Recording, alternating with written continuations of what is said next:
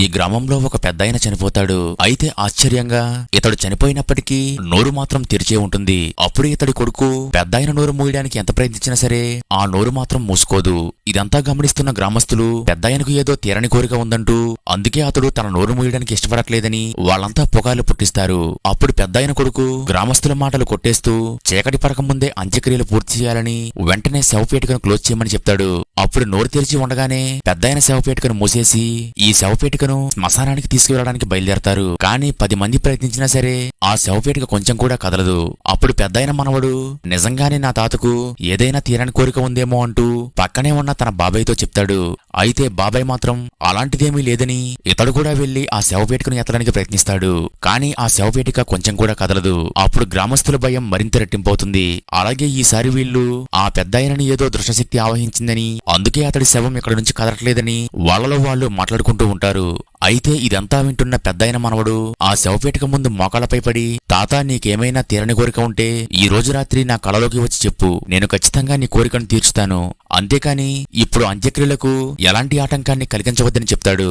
అయితే ఇతడు మాట్లాడాక ఆ శవపేటిక తేలికగా లేస్తుంది. అలాగే ఆ పెద్దాయన శవాన్ని వెంటనే సమాధి చేస్తారు. అయితే ఆ రోజు రాత్రి ఈ కుర్రాడు చనిపోయిన తన తాతను తలుచుకుంటూ బాధపడుతూ ఉంటాడు. అయితే భోజనం చేసిన తరువాత వీళ్లంతా నిద్రపోతారు. సరిగ్గా అర్ధరాత్రి సమయంలో ఈ కుర్రాడికి ఎవరో పక్క నుండి విసురుతున్నట్లు అనిపిస్తుంది.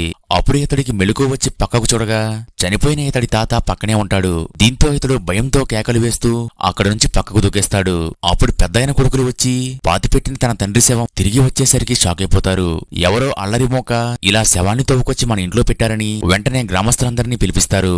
అప్పుడు గ్రామ పూజారి పాతిపెట్టిన సమాధి దగ్గరికి వెళ్లి దీన్ని ఎవరో తవ్వలేదని, ఈ పెద్దాయనే తన సమాధిని తవ్వుకుని బయటికి వచ్చి మీ ఇంటికి వచ్చేశాడని చెప్తాడు. అలాగే తెల్లారిలోపు అతన్ని పాతిపెట్టకపోతే అతడు పిశాచిగా మారే ప్రమాదం ఉందని వీళ్ళందరినీ గ్రామ పూజారి హెచ్చరిస్తాడు. దీంతో గ్రామస్తులందరూ ఆ పెద్దాయన శవాన్ని తీసుకురావడానికి వెళ్తారు. అప్పుడు కుటుంబ సభ్యులు మాత్రం ఆ సమాధి దగ్గరే పెద్దాయన శవం కోసం ఎదురుచూస్తూ ఉంటారు. ఇంతలో వీళ్లకి పక్కన ఎవరో వెళ్తున్నట్లు అనిపిస్తుంది.